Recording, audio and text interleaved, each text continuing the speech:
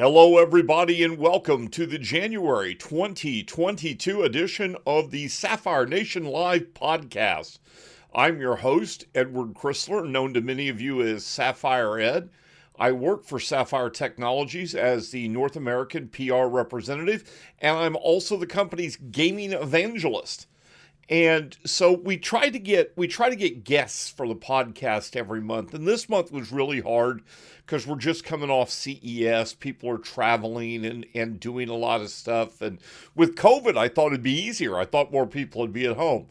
But we couldn't get a guest lined up for this month's show. And I made a post on my Twitter feed early this year about the fact that this year marked 45 years I have been in computer gaming. 45 years ago, I started computer gaming. Now, I didn't start like a lot of younger people today did. I see all the time, I started gaming when I was 5.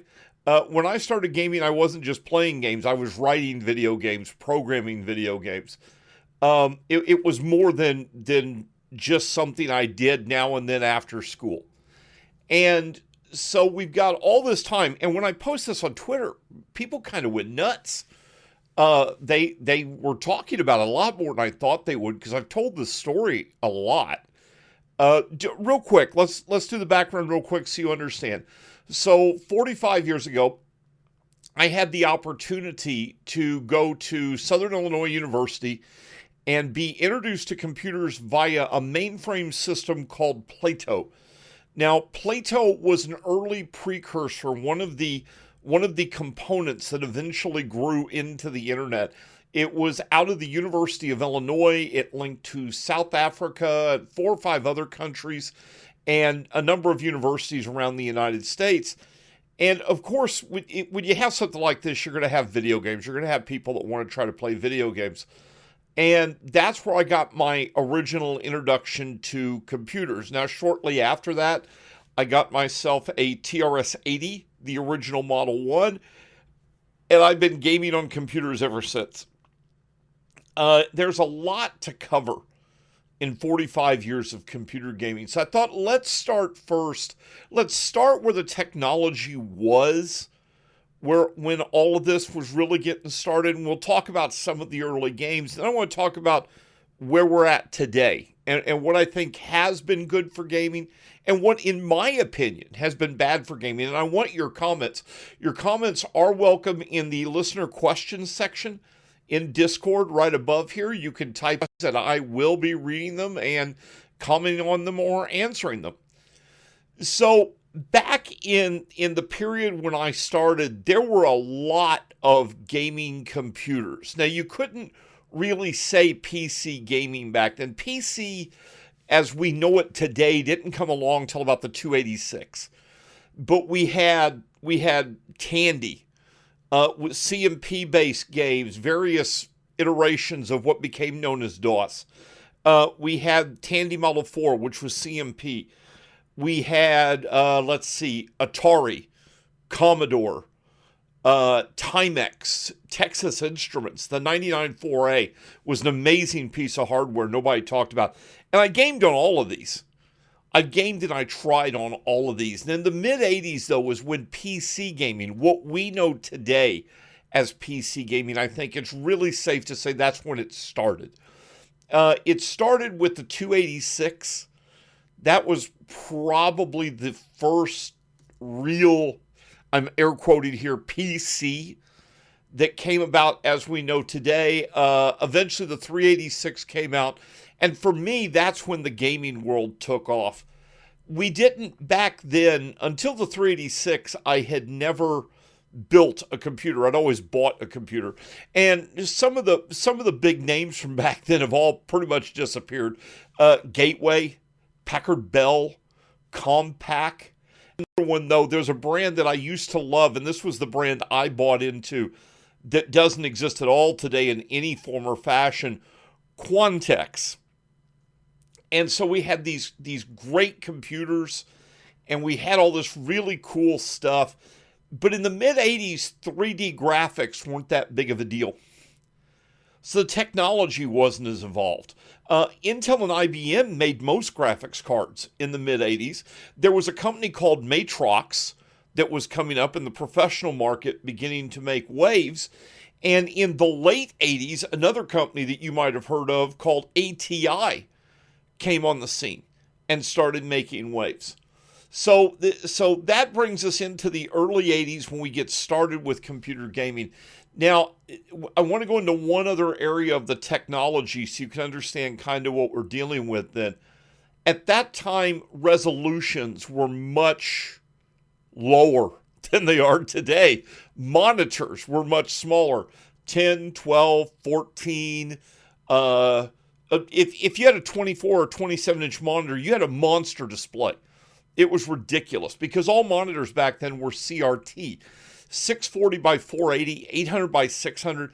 These pretty much ruled the day until, about 2003. 2003, 2004, these were pretty much all the resolutions you were going to get. The games of the 80s, we saw some really great games come out of the 1980s. Sid Meier's Pirates came out of the 1980s. Microsoft Flight Simulator, there's a classic that still continues to today. Storytelling role-play games came out of the 80s, like Maniac Mansion. But we also saw the Ultima series. Another classic, SimCity, was something that came out of the 1980s. And of course, Civilization, which is still a major player today, came out of the 1980s. There was Mule, there was Oregon Trail, Wasteland. Most people don't realize the Wasteland series came out of the 1980s. Pool of Radiance, D title to come out of the 1980s, was the first of the Gold Box edition. So there was some great games coming out of the 1980s. But you have to understand, I want you to understand how we even got there. So prior to the 1980s, the real gaming scene was tabletop. RPGs, Dungeons and Dragons was the big one of the day. RPGs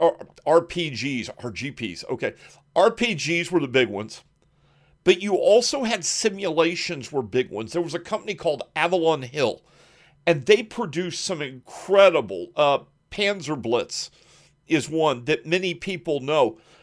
They produced some incredible strategy games. But there was a real problem with this type of gaming. You had to have time, and you had to have the availability of your friends to be able to enjoy the games. This was difficult for the hobby because I grew up in a small rural community. While we had access to SIU, I didn't spend as much time in Carbondale at SIU as I could have. So I didn't have that broad reach of different approaches. And it was very difficult to get 3 or 4 people together to play Dungeons and Dragons once a week even.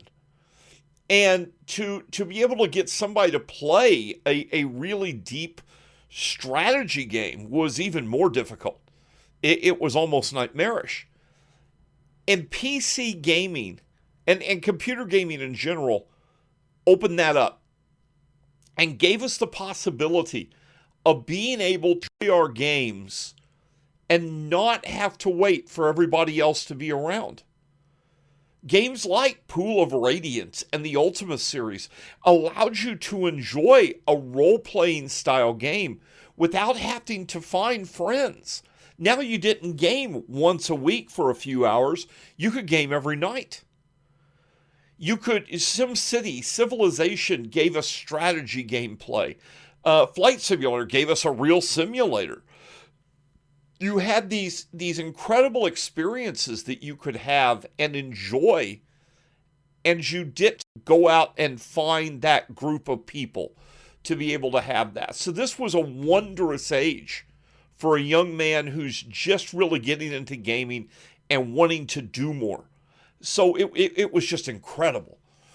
And we come through the 80s and everything's going real good. Well, then we hit the 90s. And the 90s, I consider the 90s the golden era of computer gaming. And when you listen to the game titles that came out of the 90s, when you think about that, you begin to realize just how true that was. But first, let's talk again about the hardware. So we look back at the 1990s, and what did we have going on in the 90s? Well, like I said, the late 80s, we saw ATI enter the graphics card market. Now, 3D graphics still weren't a big deal yet. In the early 90s, we saw companies like S3 and Trident also begin to get into the graphics card market. And graphics cards back then were 2D accelerators. They weren't for 3D. We even had to put our own RAM in these cards, guys. I mean, people today are complaining about how much RAM is on the video card. Add the RAM to our video card, which was kind of cool because you could upgrade your video card. But you saw these companies beginning to come on, and then in the mid-90s is when we saw 3D begin to enter things. First came along 3DFX. 3DFX really, no matter how much other companies try to rewrite the history, 3DFX was the beginning of the 3D movement in computer gaming. The Voodoo series was this incredible graphics card that you would plug in externally. It would plug in and take the output of your graphics card and then render everything in 3D and go back in and out. It was an interesting concept. Another company, and this is, I always think this is funny because this never gets mentioned. The last big player to enter the gaming video card market was Nvidia. They come in about a year, 2 years after 3DFX. And you begin to see now these 3D accelerated video cards. Now, at the time, a lot of people were buying into the Voodoo. The Voodoo was the be-all, end-all.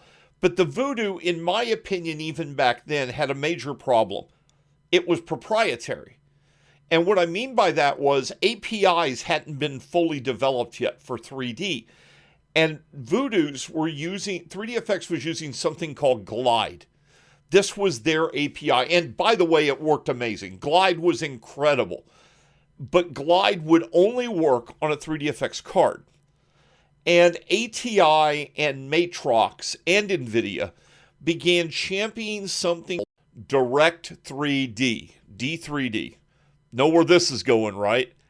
I've never been a fan of proprietary technology when it comes to PCs and gaming. I like to believe that the gamer gets to have its choice. That's the strength of the PC gaming. So my first 3D card wasn't a Voodoo.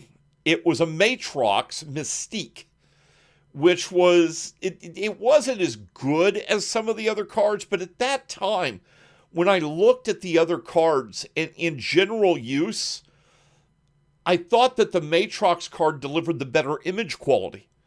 Matrox was professional image quality. That's what they were known for. And it showed in the gaming. The images it produced were fantastic. It didn't have the performance of the stuff coming out of ATI or the performance of a Voodoo or even the early Nvidia cards. But it got the job done and it looked amazing. And the price point was fairly reasonable. So that was the card I jumped into and played through some of the 80s with that switched over a little bit. So we go down now, but we look at the games of the 80s. And this is why I say this was the golden age. So listen to some of these titles that I played during the 80s. Or 90s, I'm sorry. Wolfenstein 3D. Dune 2. Dune 2, by the way, is pretty much the game that created the RTS genre. Doom. Masters of Orion. Quake. Diablo. Half-Life. Thief. Unreal. Baldur's Gate. Roller Coaster Tycoon. Total Annihilation. Age of Empires, Command and Conquer, XCOM, Alpha Centauri. The first Grand Theft Auto came out in the 90s. Starfleet Command, X-Wing, and Wing Commander. These were the titles of the 90s. This was like classic rock of video gaming. These were the games that ended up shaping so much of the video gaming that we have today. Up until the 90s, the shooter wasn't a big deal. Like I said, early computer gaming was really focused on the RPG and the strategies and simulations to a small extent.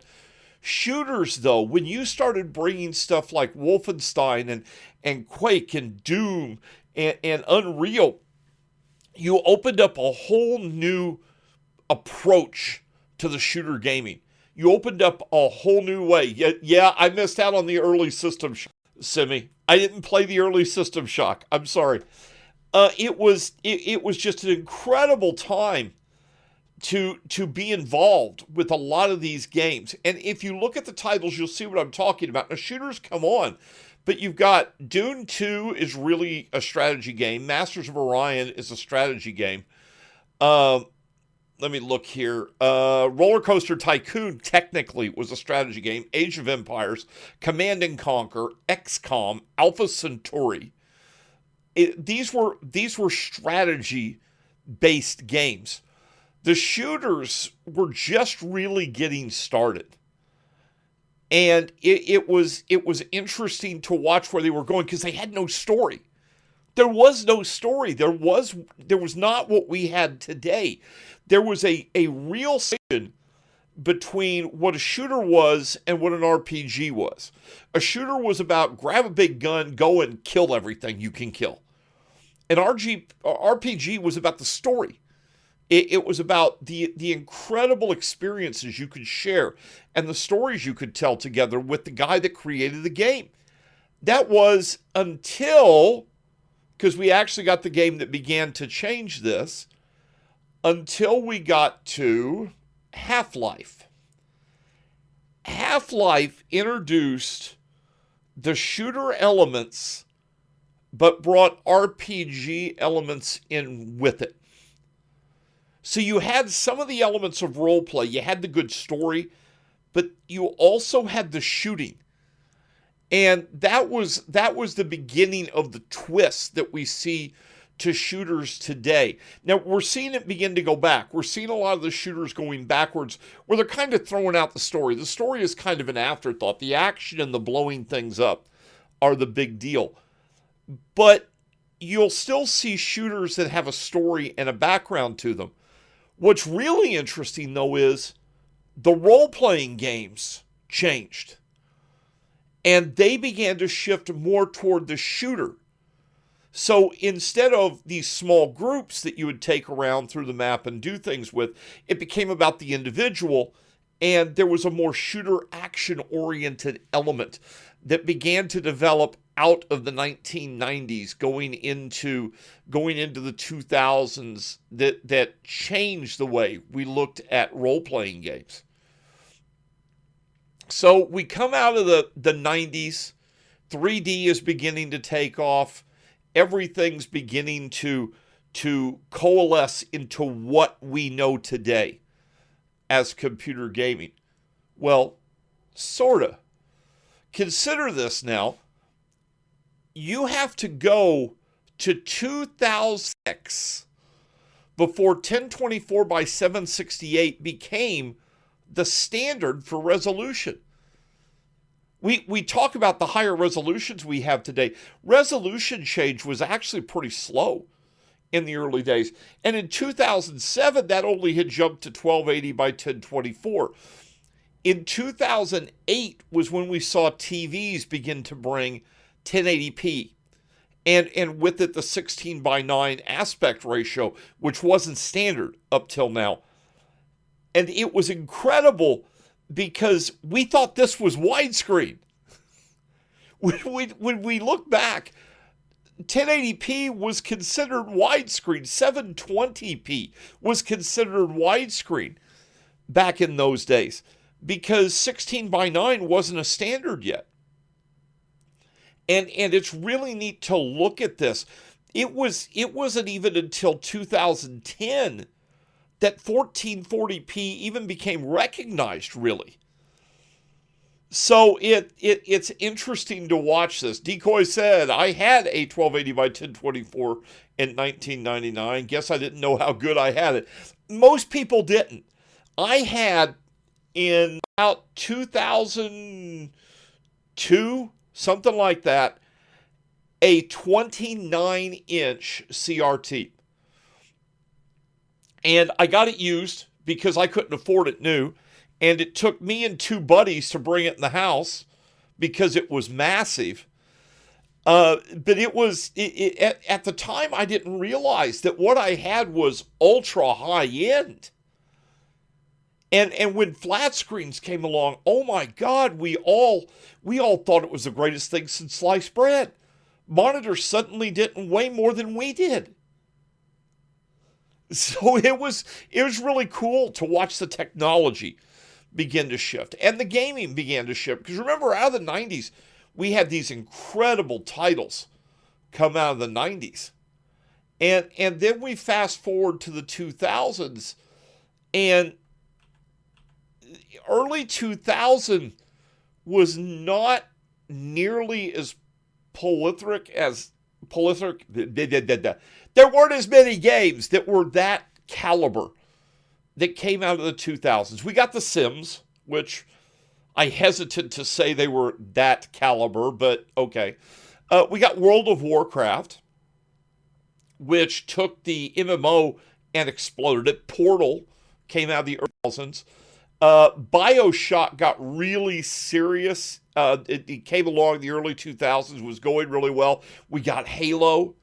The Far Cry series began, and Mass Effect began. So we had some good games, but looking back at the 90s, you just didn't have this mass of incredible games that were really starting out and getting everything rolling.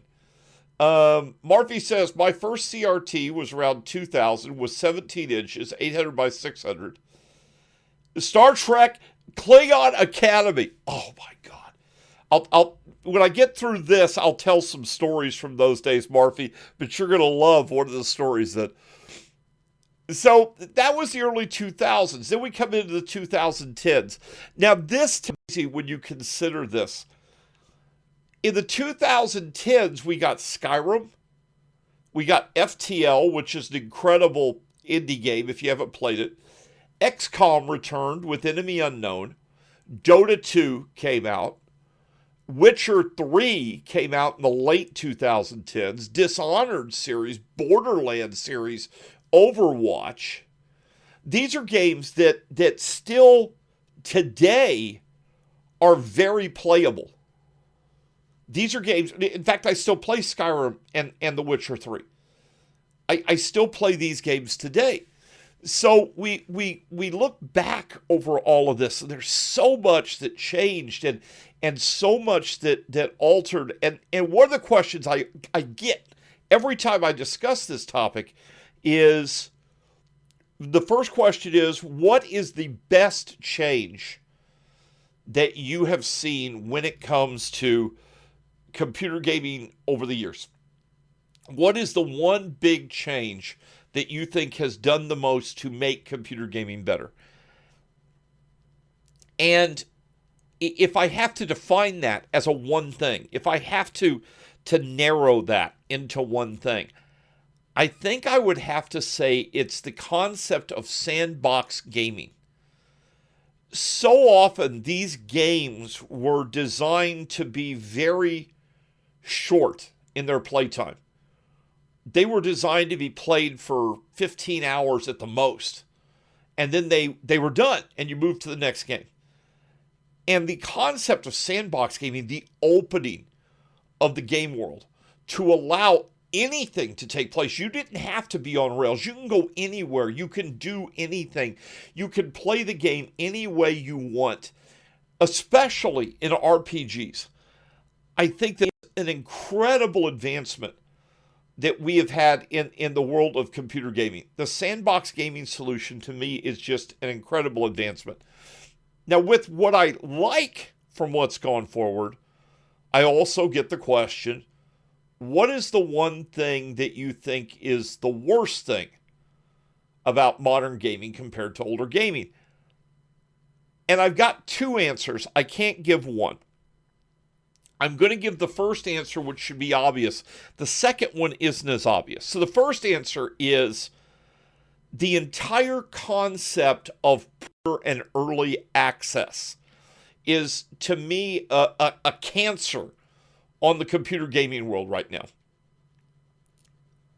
Back in the 80s and the 90s, we didn't have digital access to video games. Video games were put in a box, shipped to a store, and you bought them. If the store carried the game you wanted, or you had to special order and wait up to 2 weeks for the game to show up.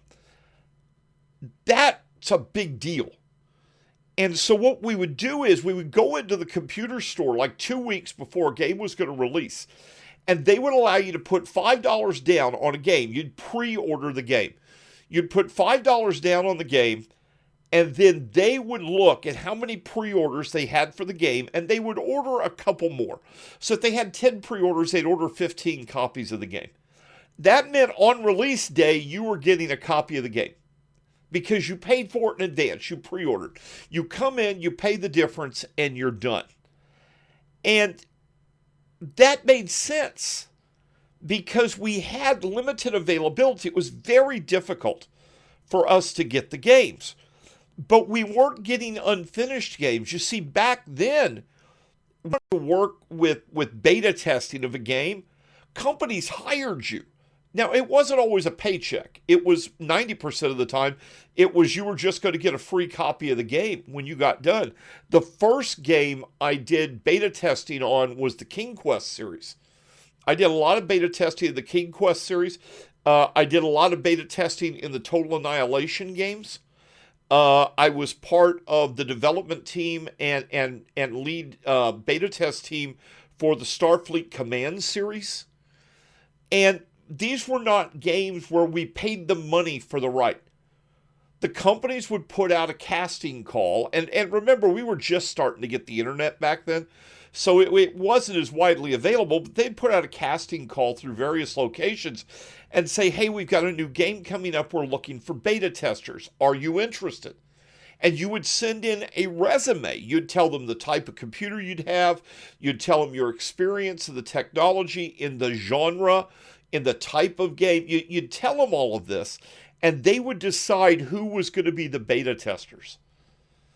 So we didn't have what we have today with the pre-order.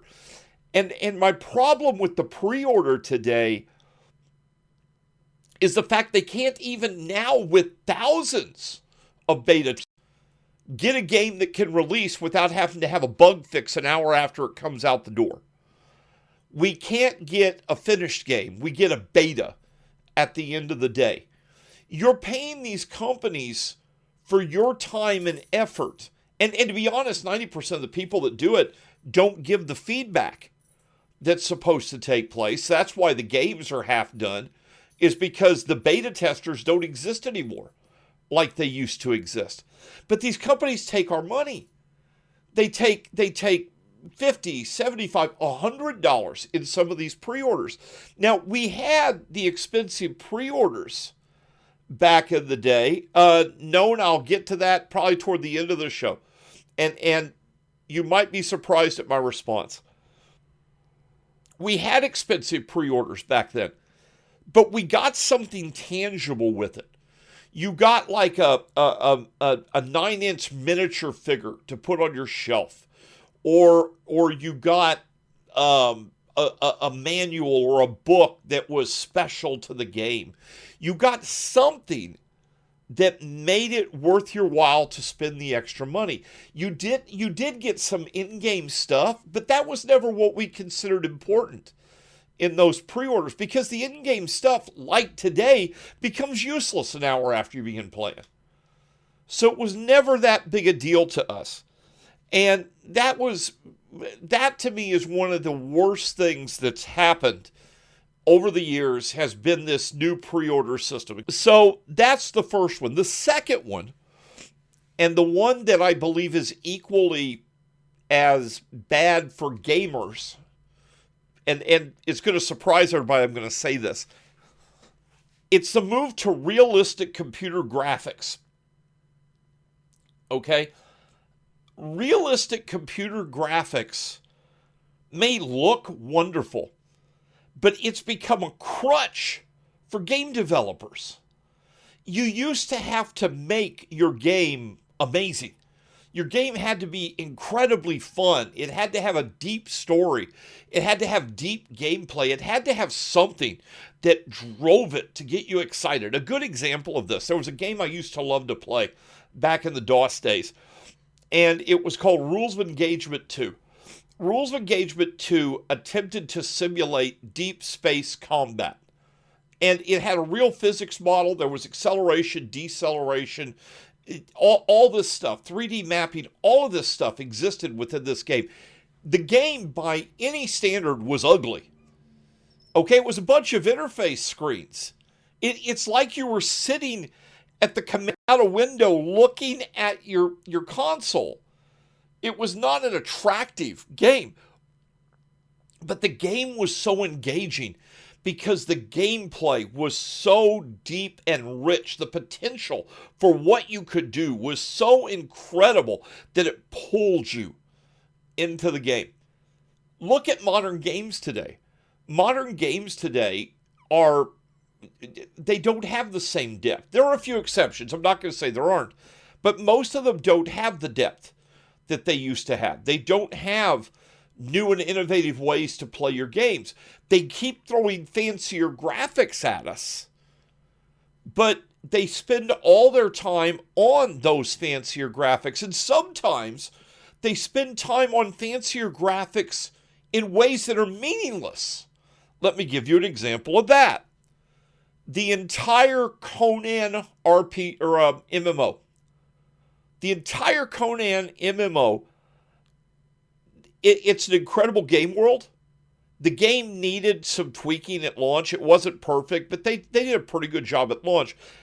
But if you think about how much time they put in to put sliders in for male characters to be able to change the length and girth of their penis. Okay, I'm sorry. It had no effect on gameplay. It had no effect on the storylines. It had no effect on anything meaningful. But boy, howdy, you could change your schlong size. And they did it for graphical reasons alone, for shock value. That's what I mean about some of this stuff. They use graphics. I think that's one of the big drawbacks to game development today. Graphics are being used as a crutch. Great graphics are wonderful. We want great graphics. We want our games to look incredible, but we need them to play incredible too. And right now, you're not getting that. You're not getting the best of both worlds. So that brings us up to here. Now, if you've got questions or comments about anything I've just said, now is your chance to put those in. Marfy says, okay, first we'll go back to Simi. Simi says, the reason to pre-order back in the day in Germany, you actually got a copy of Quake 3 Arena before they blacklisted it. There you go, Simi. You see, that was a useful add-on for a pre-order. Marfy says, in my opinion, one issue in software development is everything having to be agile. Most managers and product owners think of agile. They don't think about their requirements. The requirements change over development, so devs hunt the whole time for new targets, but on the other hand, Q&A staff will cut to lower costs. Okay, I get where you're coming from there. You're not wrong. There is so much movement that takes place within game development, and it's difficult. But you're right. They cut Q&A stuff. They cut so much of it out to try to lower cost. When you think about this, I want you to consider this. Look at some of the big games. Well, I'll give you a perfect example of this. Look at Cyberpunk. They could have made Cyberpunk just as good a game. Okay, forget the errors. I'm talking about the game now, where it's at now. It's not a bad game. It could have been just as good without Keanu Reeves in it. It could have been just as good. Think about how much money they paid him to be in that. to use his imagery, to use his voice. Voice actors are a dime a dozen. You can get them anywhere. A great voice actor is not difficult. You don't need a big name. You just need somebody who can deliver the line. And instead, they spend hundreds of thousands of dollars to bring in a big name. Well, I would prefer they spent those hundreds of thousands of dollars to make a better game. It's the same thing, I think, with some of the graphics work they do. They spend so much time and effort and money trying to achieve a level of realistic graphics. And at some point, you've got to say, before we get the graphics this way, why don't we make the game great? Why don't we make the game amazing and then add graphics? To me, it's just backwards the way some of this works.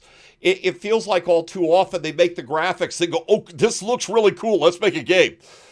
So, somebody says, I remember back in the day with DVD games, oh God, yeah, I go back as far as the floppies. Real floppies, by the way, too, not the little stiffy 3.5s. There was a time fancier textures needed space, they actually shortened the campaign. You're right. There was a time that the extra textures couldn't be added because there wasn't space, or they would even have to go to a second DVD. I remember games that did that. Murphy is saying, I still like 2D games like StarCraft 1. Wasn't a fan of StarCraft 2 with graphics. It's interesting you say that because I loved Total Annihilation, still love it today.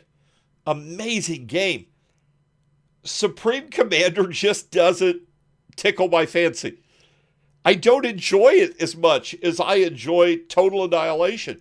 That comes back to, there's an article over on Sapphire Nation I wrote about remastered games and how you can never go back. There is, when I first played Total Annihilation, the first time I played Total Annihilation, it was incredible. There was this wondrous experience with this game and this neat story. I'll even do better than that one. The first time Civilization. Now, don't get me wrong. Each version of Civilization after has made improvements. I get that.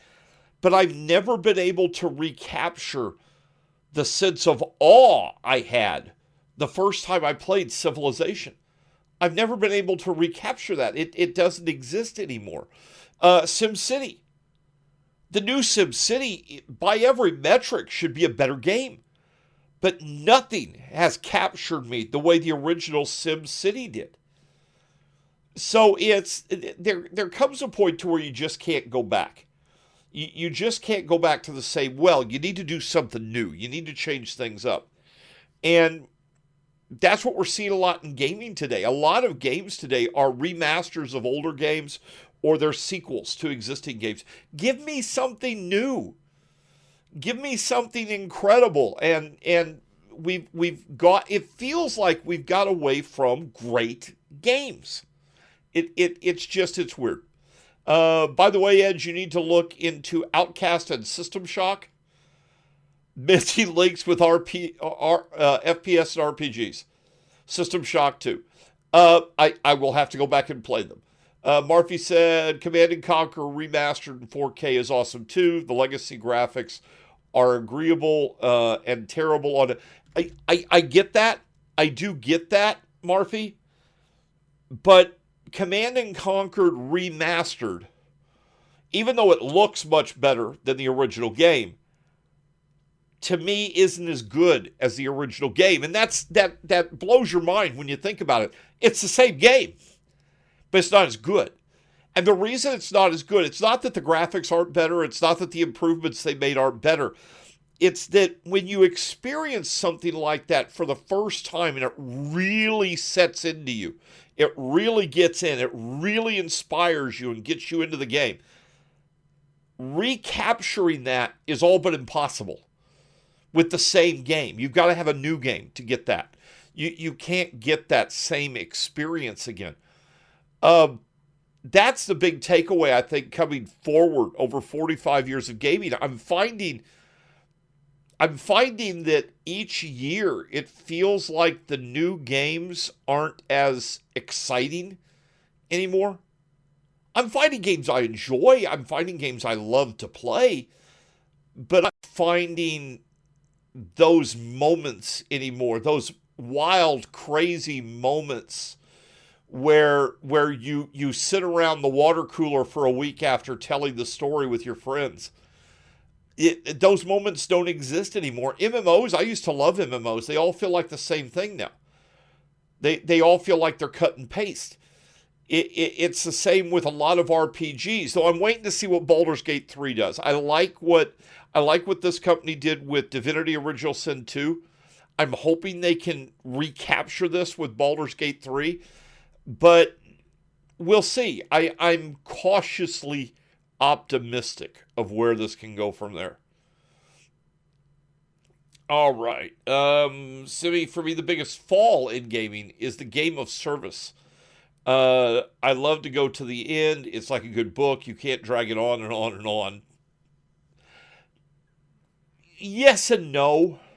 It depends on the type of game. One of the games that I like in sandbox mode that I really enjoy playing is I'm playing Ghost Recon Breakpoint in a sandbox mode.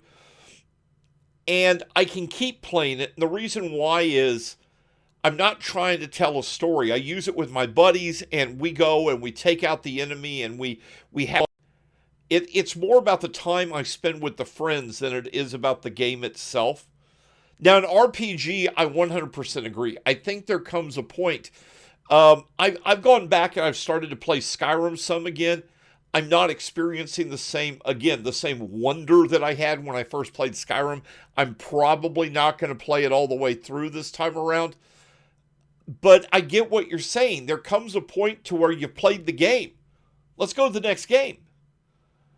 But that's every game. Every game has that moment where you have to stop and say, let's go to the next game. Let's move on to something else. So, and I see people are typing away. This is what I wanted to see. Murphy says, most modern games are boring. Storytelling is not a strong point in the new games. The last very good game was Mass Effect 1. Yeah, Mass Effect 1 was really good. Nier Automata, yeah, I'm not as big a fan, but it's not bad. Good storytelling. Bioshock Infinite, I thought had an amazing story. I really liked the story of Bioshock Infinite. I thought it was great. But you're right, a good story doesn't exist. But this shows a problem that exists within RPGs to begin with. RPGs on the computer can capture the mechanics of a role-playing game, but they often can't capture the soul of a role-playing game. You go back to your days, if you ever played tabletop D&D, and if you haven't, find a group and go do it. It's so much fun. The limit's your imagination. The limit is not the game system. The limit is not the rules within the game system. The limit is not the stats of your character. The limit is your imagination. To give you an example, I'm of a D&D group, and we were building up our characters for a big fight. We knew this was going to be a big fight that was coming up. And we had our best weapons and our best armor, and our spellcasters got their spells ready. And our dwarf came up with this brilliant idea. He strapped a barrel of Greek fire to his back. He had on a ring of fire resistance. He had on a ring of spell casting. He had a couple of shield spells in the ring of spell casting. And what happened is we got to this one area, it was going to be a massive fight. It was going to take forever. The whole group began to fall back. And the dwarf started advancing. And the spellcasters are casting shields and steel skin and everything else on him. And the cleric is casting resistance to fire and everything else they can on him. They're doing everything they can to make him as tough as possible. And he walked into the middle of a room full of kobolds and lit off the barrel of Greek fire. And he lived because he had all these spells on him. But that level of outside the box free thinking is not possible in RPGs in a computer. And you understand why. Variables involved. The potential for unlimited capabilities is incredible. They just can't do it. And it makes me miss the tabletop days. That's not to say I don't enjoy PC gaming. I love it. It's been a major part of my life for my entire adult life. And you're right. You can only play with what the devs have implemented. Okay, 45 minutes. All right. Let me look back here. How about we take on a little bit of news, then we'll take on the question from Known by a Few. Microsoft just bought, or is in the process of buying, Activision. If you guys have slept under a rock, there are a lot of mixed opinions on if this is a good or a bad thing. And I know one of the guys who made a comment, he didn't like the move of games as service. The problem is the move of games as service started a while back. Steam technically is using games as service. The move now is going to a subscription model. So what you do is you pay a company a flat fee, but you get access to a very large game library, and you play as much as you want or you don't want. And you play the games you want or you don't want to play. And if you don't want to pay, you don't pay. And it's a simpler solution, I think. Well, I'm not sure about simpler, but I think it's a better. And I'll give you the reason why. Too often we're paying 60, 80, 100 bucks for games that just aren't worth the money. They're not worth it. But if I'm paying $15 for the month, and I've got access to 75 games, that game that I may not have been able or may not have been willing to pay for, I'm going to play and try it. I'm going to see if I like it. Ubisoft does this with Ubisoft Plus. And I actually keep an Ubisoft Plus subscription. Now, I like their solution better than Microsoft's. And the reason I say that is their library doesn't disappear or change every year. And they include all the DLCs in their game. So if you pay for Ubisoft Plus and you get, let's say you decide you want to play Ghost Recon, you want to play Ghost Recon Breakpoint, you get the equivalent of the Ultra Edition with all the DLCs included. And even though you're paying the same fee, that's the one you get. If you bought Far Cry, okay, you may have paid $59 and bought Far Cry. If you're paid on the subscription, you've got Far Cry and all the DLC they'll ever produce is already automatically going to go to your account. And so you pay for it for a little while. If you decide you don't like the game, you stop paying for it. Come back 3 or 4 months later, you start paying your subscription fee again. Guess what? All your saves are there. Your game is there. You can go back and play it. Maybe it's been updated now and you enjoy it again. There's something to that. I'm torn because I really hate paying $60 for a brand new game, and then I get something that feels half done. It's very frustrating. But paying for a subscription like this is a lot less frustrating to me. I'm not sure it's a better future, but I think it's something more people should explore and not be scared to try. Microsoft right now for its Xbox Game Pass for PC, if you haven't tried it, it's $1 a month. It's $1 for the first month. In fact, in some places, it's $1 for 3 months if you can find the deal. Spend the $1, for God's sake. Spend the $1, try out some games, see if you like the solution. If you like the solution, it's $10 a month. $120 a year sounds like a lot of money for paying for those games until you realize how big the library is. And if you bought the game flat out, that's only 2 games at brand new without DLCs. Again, that's why I prefer the Ubisoft. So I'm not as upset about the Activision buy as a lot of people are. Activision is a company that's in a lot of trouble and somebody had to buy it. Microsoft is putting a lot more focus on gaming.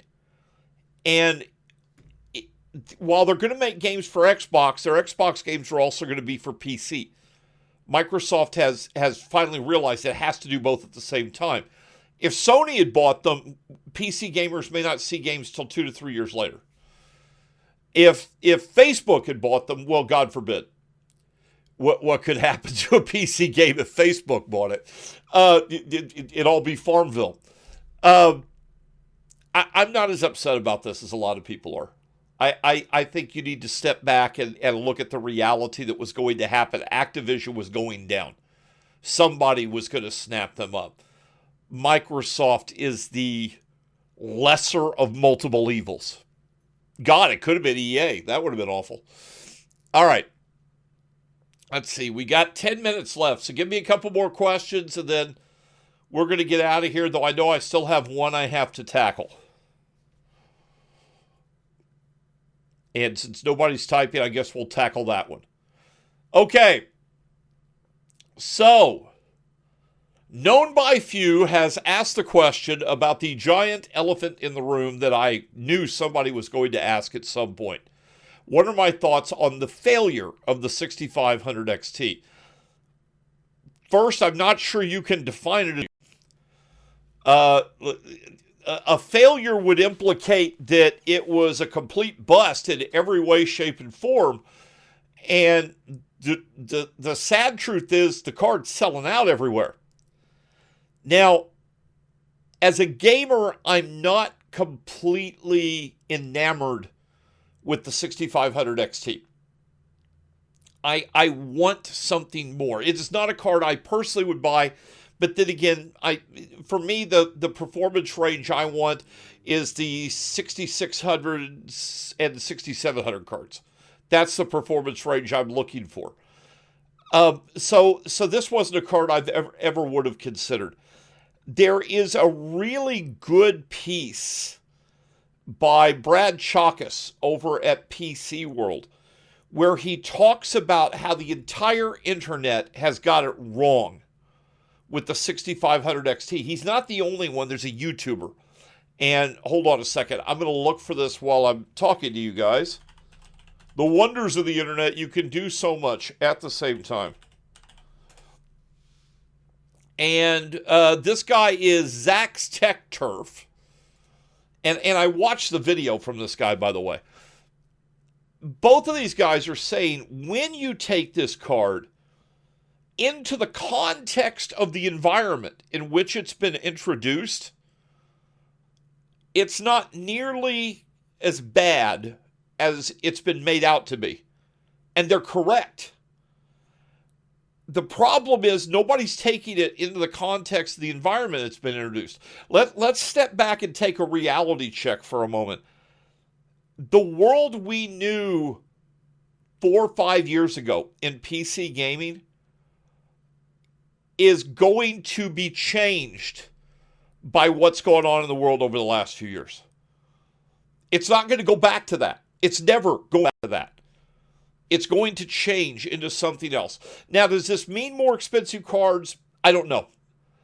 We don't know yet. But there will be something different with the way the industry is handling PC gaming going into this new reality we're going into. In the current context of the pricing of video cards, dear God, I'm a gamer like you guys, and I have to buy my video cards. Now, in fairness, I do get a few perks for where I work, so I get a little easier access. But I still have to buy them. And I agree with you, the prices are crazy. The prices are crazy for what we're used to having. But what we're used to having was based on a certain set of reality that doesn't exist today. So how do we deal with this going forward? And the way to deal with this going forward is we as gamers have to adapt and the industry has to adapt. I'm not saying what's going on right now is the way it should be. I don't believe it is. But I also don't believe the way things used to exist or the way things are going to be. I think we're going to see something in the middle is where everything is going to end up. And if we spend all of our times railing at the windmill, being Don Quixote on YouTube, you're going to miss out on what's coming. And I think there's some good stuff coming. I think there really is some good stuff coming. Morpheus said, currently cryptocurrency prices are dropping. Dropping's a kind word. Do you have an opinion on when prices for GPU will become a little more normal towards their MSRP? I think first the original MSRPs that were given at these cards releases we need to not pay attention to. Those numbers were based on a complete level of supply chain. They didn't take into account, I don't believe they ever took into account all the massive increases that took place in pricing in the subcomponent levels, all the ridiculous increase in pricing that has taken place in the raise of shipping costs. And then finally, the fact that in the United States, we're suffering a 20% price bump because the items are coming out of China. And those all factor in. And I don't believe when the initial MSRPs of these cards were put into place, all of that was taken into account. When you take all of that into account, I don't think we can get back down to those pricing. I really don't see us getting back down to that level of pricing. I don't think it's possible. The 6500 XT had a lot of features stripped out of it. Part of the reason for a lot of those features being stripped, I think the majority of the reason, was that was the only way you could get the price down. Because if you left all those features in, if you left all the subcomponents and everything else in, this card would have cost more money. Just to produce it would have cost more than what they initially sold at. Now the market's going to change the price, and that's been the way it's always been. But on the whole, 6500 XT is not the card that the gaming enthusiast community wants. And I believe anybody in this industry understands that. But it is a card that in the current environment, I don't know if I want to say makes sense, but is understandable. That's kind of the way I look at it. Now, that's not an official response. That's my response to this. Murphy is typing away again. By the way, if you've got any questions or comments, we're coming up to the end. The 6500 XT could get you by if you have, for example, well, if you've got it broken, if you don't have a graphics card, you need to buy something if you want to keep gaming. You're going to have to buy something. It's sad that that's the world word, but you're going to have to buy something.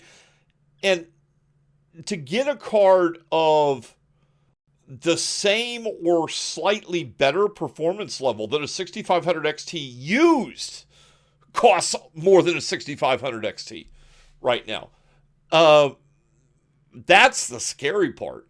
That's the part that I think is just disgusting. Is the used market and the way the used market is so abused right now. But pay it, and that's just economics. Prices are reflective of what people are willing to pay. That's simple economics. It doesn't matter if we think it's right or wrong. That's the reality of the world. It sucks, but it's the reality of the world. I mean, if I had my druthers, I'd say we give free video cards to every gamer on the planet, but hey, I don't get that say. All right. Anybody else got anything?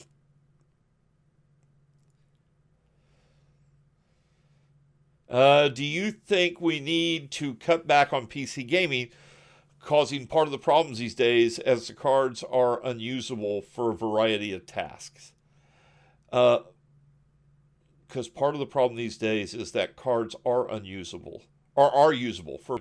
Okay, this is the strength of the computer gaming world. It's not limited to one thing. Everything about a computer is capable of a multitude of tasks. Cutting back on PC gaming, I can't imagine it. It's been such a big part of my life. It's still my major form of entertainment. I don't watch movies or TVs that much. I play video games. I don't think cutting back is the answer. I'm not sure what the answer is. It's an incredibly complex question of economics and supply side and just a ridiculous number of things. And quite frankly, I don't feel qualified to answer it. And I don't think most of us are. I can tell you as a gamer, I hate this. I hate this. At Sapphire, we design these great cards for gamers. Okay, we design these great cards for gamers, and they go rushing off to crypto miners. I wish there was a better way. I wish there was. But anything we do, anything the industry can do to really curtail the miners' use of the cards becomes intrusive to the gamers. And that's not something we want either. We don't want things that limit gamers' options, and that's where you end up.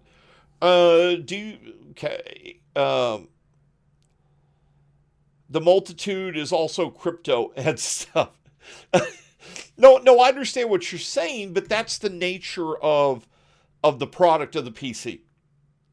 When you buy a PC, when you build a gaming PC is capable of doing a lot more than gaming. Forget crypto, a ton more than gaming.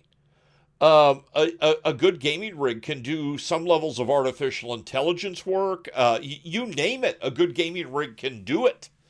It may not do it as well as purposefully designed machines, but it's capable of that. And that's just the nature of PCs. Marfi is saying, I aim to get an APU in the future. Sadly, GPUs have become so expensive, I've lost interest in new hardware. The leak of good new games, too. APUs have incredible potential, but I have always felt like we've ignored that potential. So, and we're going to go a little over, so I'm going to probably answer this question and call it a day. To me, the APU should have been a fundamental change like the FPU was to the microprocessor. So, before, in the 386s, you had to get a secondary chip to be able to do advanced mathematical calculation. With the 486 was finally introduced the ability to have that floating point processing unit directly in the silicon with the rest of the CPU. And this gave the CPU a ton more versatility. An APU gives the capability of a parallel processing option within the microprocessor that has never been available before. Okay, we're not talking one or two cores. We're talking 50 to 100 little cores that could do all sorts of really interesting little calculations. But we've limited them to graphics. That's stupid. I'm sorry. It just really is. It's stupid. You could do basic AI work through an APU. You can do artificial intelligence with those cores. Now, you can't do it as well as you can with a graphics card because the level of parallel processing isn't to the same level. But having the ability that every computer you could have access to, if they had used the APU in the way I think they should have, with every computer having a built-in parallel processing coprocessor, would have opened up a huge number of options for developers on all forms of software. And I think they've missed the boat that hasn't been what's been pushed. APUs, I really believe APUs are a future option. I believe APUs are a viable future option. I don't think they've ever been marketed and used the way they should be used. They've just been used to give a cheap graphics solution. They've been used as a budget option. I think that an APU properly utilized is capable of being more powerful than a traditional CPU. But I don't believe any developer has properly utilized them. I don't believe AMD or Intel, for that matter, who has the capability of some of this, I don't believe any properly utilize these chips to the direction they could be used.